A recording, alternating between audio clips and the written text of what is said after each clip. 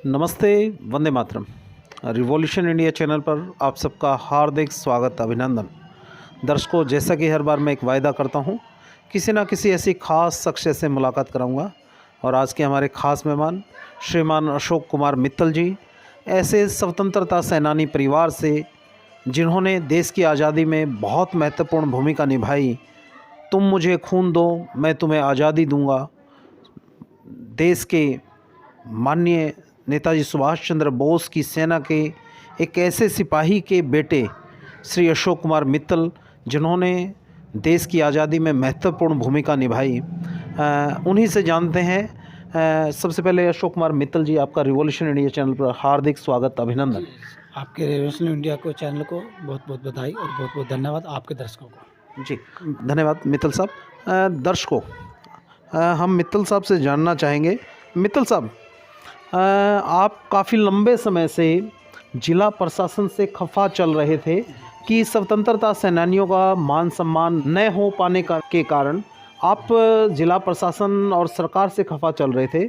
उस आपकी खफा होने का कारण क्या था? क्या किन परिस्थितियों में आपको अपना विरोध जताना पड़ा? क्या वो परिस्थितियां रहीं जब आपने एक जिला प्रशासन की शिकायत आपने महामहिम राष्ट्रपति जी को करनी पड़ी?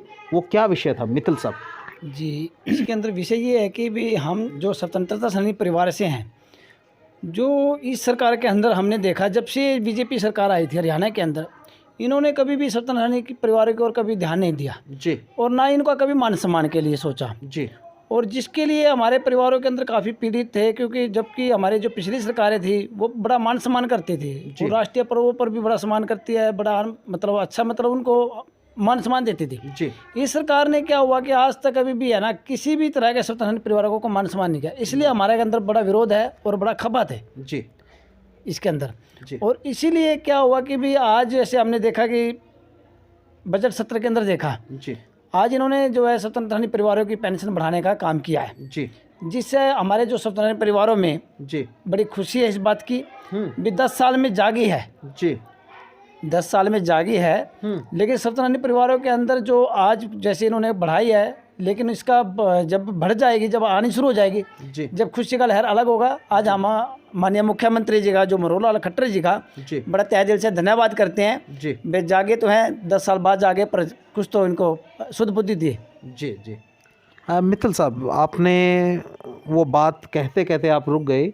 आपने बताया कि हमारे स्वतंत्रता सेनानी परिवारों का, वीरांगनाओं का कहीं ना कहीं जो राष्ट्रीय पर्व थे उन पर मान सम्मान करने से जिला प्रशासन की तरफ से कोताही हो गई। हाँ, वो क्या विषय था, उसको थोड़ा विस्तार से बताते चले। उसके अंदर क्या बताएं, जैसे कि अब की बार जो 26 जनवरी आई थी, जी, इस 26 जनवरी पे हमने देखा जो जींद का जिला प्रशासन था उसकी बिल्कुल लापरवाही और नाकामी रही। जी, और हम तो इसके अंदर जो हमारे जींद के अधिकारी हैं वो डीसी साहब को दोषी मानते हैं, जी, क्योंकि ऑल इन ऑल डीसी साहब होते हैं। जी, और जबकि हमारे पिछले वर्षों के अंदर देखते हैं, हर बार जो है ना डीसी साहब हमारे जो है 26 जनवरी से पहले 24 जनवरी या 25 जनवरी को जी, खुद उनकी वीरांगनाओं को सम्मानित करने आते थे, जी, और अब की बार ऐसा नहीं हुआ। जी, इससे बड़ा हमारे को खेद है और बड़ा दुख प्रकट करते हैं। हम इसके लिए माननीय मुख्यमंत्री को भी कई बार लेटर लिख चुके हैं, जी, और इसके लिए मैं प्रूफ भी दिखाना चाहूँगा। जी, इसके लिए हमने आज महामहिम राष्ट्रपति जी को भी लेटर लिखा है, जी।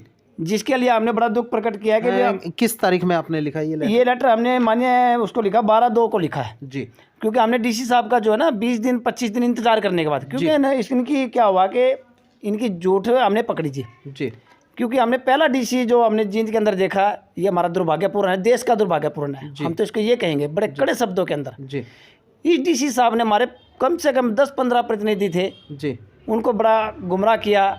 और गुमराह करने के साथ साथ उसने ये भी डीसी साहब ने कहा कि जब की बार हमारा जो जिला सैनिक बोर्ड था उसके लिए वो दोषी है और उनकी वजह से, लापरवाही की वजह से सम्मानित न हो पाए। तो ये बड़ा देश का दुर्भाग्य है, जो इतना बड़ा 26 जनवरी, जबकि 15 अगस्त पर और 26 जनवरी पर राष्ट्रीय पर्व पर देश की आज़ादी के लिए गुणगान गाते हैं। जी, तो ये ढकोसले हैं। जी, तो इसके लिए भी हमें बड़ा प्रयास करना पड़ा। रंजीत चौटाला जी से मिले थे हम रेस्ट हाउस के अंदर, 26 जनवरी को तुरंत मिले थे। जी, तो रंजीत चौटाला ने जी ने बड़ा मान सम्मान किया और बड़ा आदरपूर्वक हमारी बात को सुना। जी, उसी टाइम डीसी साहब को फ़ोन किया। जी, तो डीसी साहब को जब फ़ोन किया तो डीसी साहब ने हमारे को कहा कि आप 27 तारीख को, शनिवार था, कोठी पे बुलाया था। जी, तो हमारे को आश्वासन दिया कि भाई मैं हमारे से एक हुई है गुस्ताखी, जी तो इसके लिए हमारा जो प्रशासन है हम खुद उनकी वीरांगनाओं को सम्मानित करेंगे। जी तो हमने जब देखा कि 20 दिन हो गए, जी तो करनी और कथनी में तो बड़ा फर्क होता है। जी। एक तो करके दिखा रहे कथनी में, जी तो ये कोई ये थोड़ा कि कोई राजनीतिक लोग थे, ये तो गैर राजनीतिक लोग जिन्होंने देश की आज़ादी की लड़ाई लड़ी। जी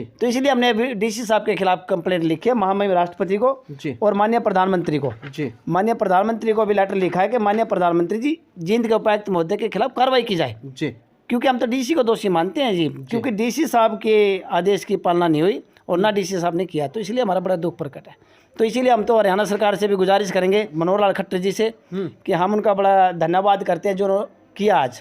जो पेंशन बढ़ाई है, पेंशन जो बढ़ाई 25,000 से 40,000 की है, हाँ। उसका आप धन्यवाद भी कर रहे हैं माननीय मुख्यमंत्री जी माननीय का। मुख्यमंत्री धन्यवाद करते हैं और बड़ा आभार प्रकट करते हैं जी। हम स्वतंत्रता पूरे हरियाणा के स्वतंत्रता परिवारों की तरफ से उनका तहे दिल से कोटि कोटि प्रणाम करते हैं, ताकि बहुत अच्छा उन्होंने वो किया। लेकिन इसके अंदर हमारी थोड़ी सी स्वतंत्रता परिवारों की और थोड़ी सी अगर 10 मिनट का समय देकर कुछ बातें और हैं वो सुन ली जाए, और उनके लिए कुछ भी नहीं, एक चुटकी भर का काम है जी और करना कुछ नहीं, जो नोटिफिकेशन पहले जारी हैं जी। सिर्फ उनके पूरा इम्प्लीमेंट करना है। बाकी पहले पिछली सरकारों ने नोटिफिकेशन जारी की हुई है, सिर्फ उसके ऊपर हरियाणा सरकार इम्प्लीमेंट नहीं कर रही। जो उनको अगर इम्प्लीमेंट कर दे तो सारी आपकी स्वतंत्रता सैनिक परिवारों की समस्याएं दूर हो जाएंगी। हाँ, सभी सरकारें की हमारी दूर हो जाएं, और है कुछ भी नहीं है। अगर खट्टर साहब अगर 10 मिनट सुन ले, तो अगर जो मैं स्वतंत्रता परिवारों की तरफ से एक बात रखना चाहूँगा आपके मीडिया के माध्यम से, जी अगर खट्टर साहब अगर हमारे चाय पानी के निमंत्रण को जी स्वीकार करें, तो हमारे जींद के अंदर निमंत्रण को स्वीकार करें। मैं अशोक मित्तल की तरफ से पूरे हरियाणा के स्वतंत्रता परिवारों की तरफ से जींद के अंदर खट्टर साहब का चाय पानी का प्रोग्राम रखना चाहता हूं, अगर हमारी इस बात को स्वीकार करें। लेकिन हम खट्टर साहब को तो कई बार लेटर लिख चुके हैं जी कि भी मुख्यमंत्री जी हमारे को जो है 10 मिनट का समय दिया जाए, ये देखो लिखा हुआ है जी भाई 10 मिनट का समय दिया जाए जी। लेकिन खट्टर साहब पता नहीं, तो खट्टर साहब तक ये बात पहुंच नहीं पाती जी, या उनके अधिकारी नीचे दबा देते हैं जी। क्योंकि मैं तो इसमें एक स्पष्ट सी बात कहना चाहूँगा, जी। क्योंकि जैसे हमारे जींद के अधिकारी देखते हैं भाई हमारी दरखास्त या कोई भी एप्लीकेशन को वो दबा देते हैं जी। इसी तरह हम भी समझते हैं कि मुख्यमंत्री खट्टर साहब के यहाँ तक पहुँच नहीं पाती बात। आप ये कहना चाहते हैं मुख्यमंत्री कार्यालय में जो उनके अधीन जो उनके फीडबैक के लिए जो अधिकारी हैं वो सूचनाओं को सही तरीके से प्रेषित नहीं करते, हाँ। जिसका खामियाजा सरकार को और माननीय मुख्यमंत्री जी को आलोचनाओं के रूप में, जनता की आलोचनाओं के रूप में झेलना पड़ता है। जी जी, क्योंकि मैं मेल के माध्यम से और डाक के माध्यम से काफ़ी पत्र लिख चुका हूँ मुख्यमंत्री जी को, इसीलिए हमारे थोड़ी सी इसके अंदर बड़ा खटा है। बल्कि और तो क्या आपको मैं बताना चाहूँगा कि महामहिम राज्यपाल जी को भी हमने अभी लेटर लिखा है कि भी माननीय क्या नाम है महामहिम राज्यपाल जी को भी कि भी हमें कुछ समय के लिए समय दिया जाए जी। भाई 5 मिनट का समय दे दो ताकि हमारी बात को सुना जाए। जी जी। लेकिन देखते हैं कौन जागता है, किसके भाग्य में है, अगर मिलने का समय देते हैं। मित्तल साहब, आपने ये 12 फरवरी को आपने महामहिम राष्ट्रपति जी को, प्रधानमंत्री को, जिला प्रशासन की आपने शिकायत की कि जो मान सम्मान होना चाहिए था नहीं हुआ। काफ़ी इंतजार करने के बाद आपने ये कड़ा कदम उठाया। बिल्कुल जी, लेकिन आज हम अखबार में पढ़ रहे थे उचाना के किसी गांव में एक स्वतंत्रता सेनानी परिवार को जिला प्रशासन ने अपने प्रतिनिधि के रूप में भेजकर उनका मान सम्मान करने का आज एक प्रयास किया है। इसको आप किस प्रकार से देखते हैं? देखो, आज जैसे लगा के चलो कि अखबार के अंदर जैसे पढ़ा कि भी एसडीएम साहब ने उनका मान सम्मान किया। जी। देखिए, अगर आप 20 दिन का अगर जो लगा के चलो 1 महीने के बाद उसका मान सम्मान करते हो, क्या उसका क्या उचित है? मान सम्मान तो समय के अनुसार जी, और उसी उससे पूर्व जो राष्ट्रीय पर्व उससे पूर्व हो जाता। हाँ। ज़्यादा से ज़्यादा 2-4 दिन हफ्ता लेट हो सकता था, लेकिन 1 महीने बाद करना ये कहीं ना कहीं प्रशासन की नाकामी नजर आती। नाकामी नहीं, ये तो प्रशासन की लापरवाही। और इसके अंदर क्या है कि प्रशासन जो है हमारा जींद का नाकाम है जी। जी। मैं तो हाथ जोड़ के विनती करता हूँ सेंट्रल गवर्नमेंट से भी और महामहिम राष्ट्रपति से भी हमने लिखा है, और हमारे मुख्यमंत्री से भी कहूँगा इस डीसी को तुरंत प्रभाव से बदल देना चाहिए, क्योंकि ऐसे डीसी साहब को नहीं रहना चाहिए जो एक स्वतंत्र परिवारों को ठेस पहुँचे।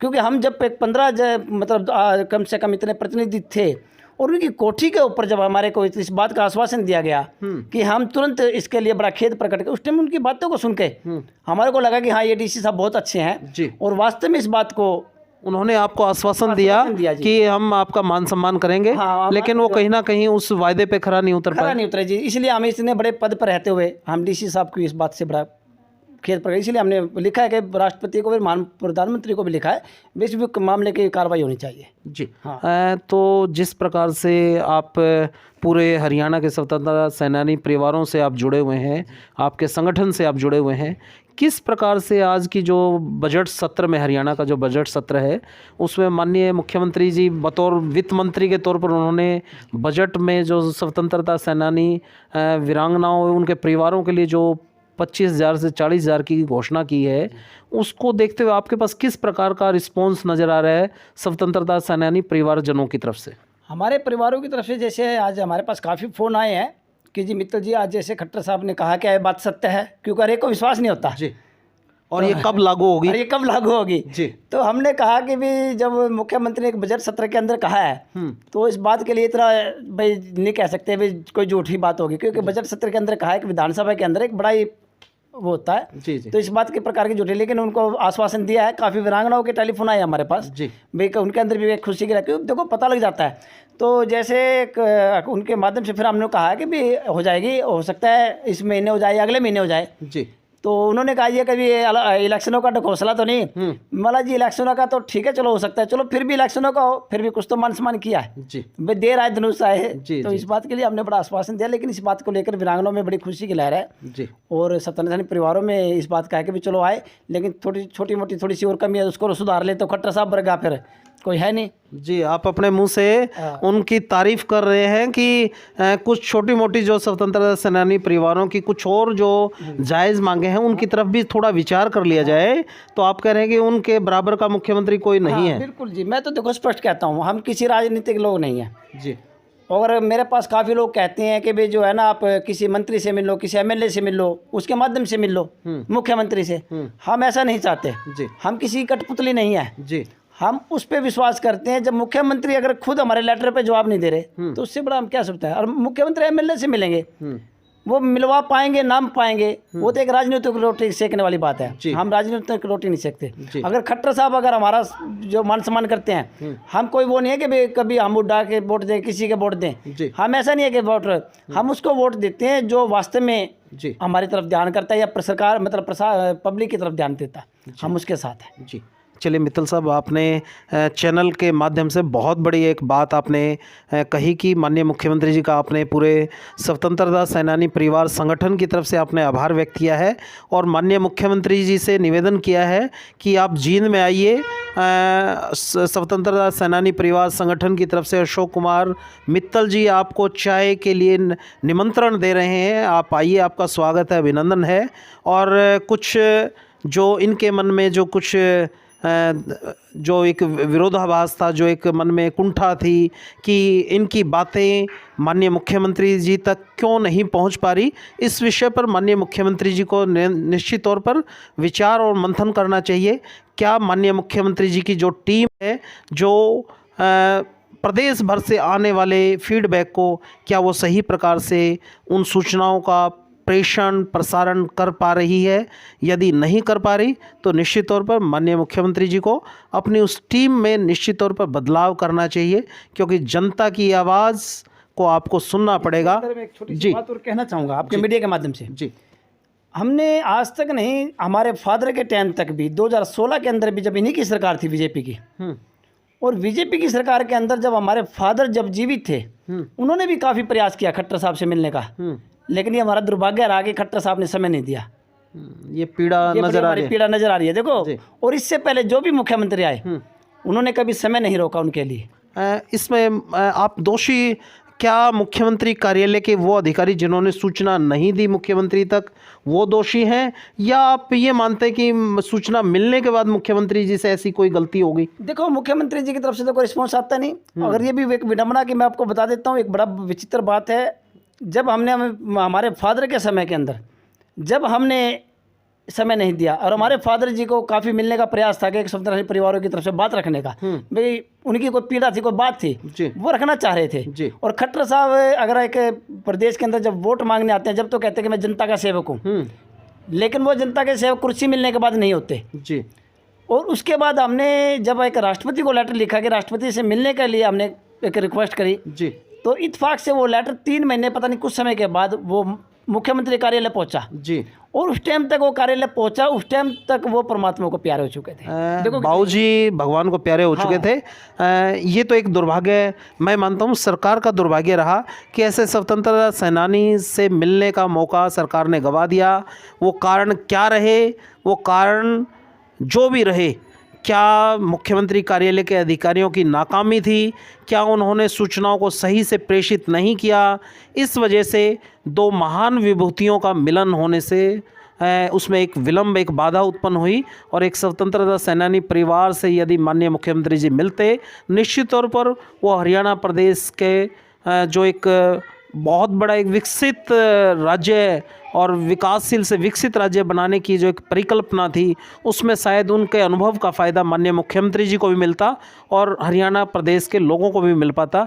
ऐसा अशोक कुमार मित्तल जी का कहना है। जी, अभी हमारा एक ही रिक्वेस्ट है माननीय मुख्यमंत्री जी से कि भाई अभी हमारे को अगर 10 मिनट का समय दिया जाए तो बहुत हम सौभाग्य समझेंगे कि भाई मुख्यमंत्री ने हमारे लिए 10 मिनट का समय निकाला, और अगर हमारे इस निमंत्रण को स्वीकार करते हैं जींद के अंदर जी, तो ये हमारा और भी बड़ा सौभाग्य होगा जी। वे हमारे चाय पानी के एक निमंत्रण को स्वीकार कर ले। जी। बाकी मैं मुख्यमंत्री जी को आज इनके मतलब धन्यवाद भी, और मीडिया के माध्यम से जैसे हम एक प्रेस नोट भी निकालेंगे जी। और साथ में हम एक मेल भी आज डालेंगे मुख्यमंत्री को, एक हमारे चाय पानी के निमंत्रण को स्वीकार करे, राजनीतिक उद्देश्य से नहीं जी, महत्वाकांक्षा कोई नहीं है। हाँ, महत्वाकांक्षा कोई नहीं है। धन्यवाद, धन्यवाद सहित भाई आपने 10 साल के बाद थोड़ी सी स्वतंत्र परिवारों की तरफ देखा है, लेकिन ऐसा कुछ नहीं है कि अब हमारा कोई लोभ लालच में। जी जी, हाँ, ऐसा कुछ नहीं है। चलिए मित्तल साहब, आपने अपने दिल की भावनाएं उजागर कर दी, उसके लिए आपने जो समय दिया उसके लिए आपका बहुत बहुत आभार, धन्यवाद। और मैं दर्शकों को इसी सोच और इसी विचार के साथ छोड़े चलता हूं। निश्चित तौर पर प्रशासन, जिला प्रशासन को संजीदा होना पड़ेगा इस प्रकार के विषयों पर। यहाँ आपको ऑफिस खेलने से बचना चाहिए। आम जनमानस की समस्याओं को, उनकी पीड़ाओं को, उनकी जगह पर खड़ा, अपने आप को खड़ा समझकर जब आप उन समस्याओं का समाधान करेंगे, निश्चित तौर पर प्रशासन की भी एक छवि बहुत बेहतरीन प्रशासन के रूप में होगी।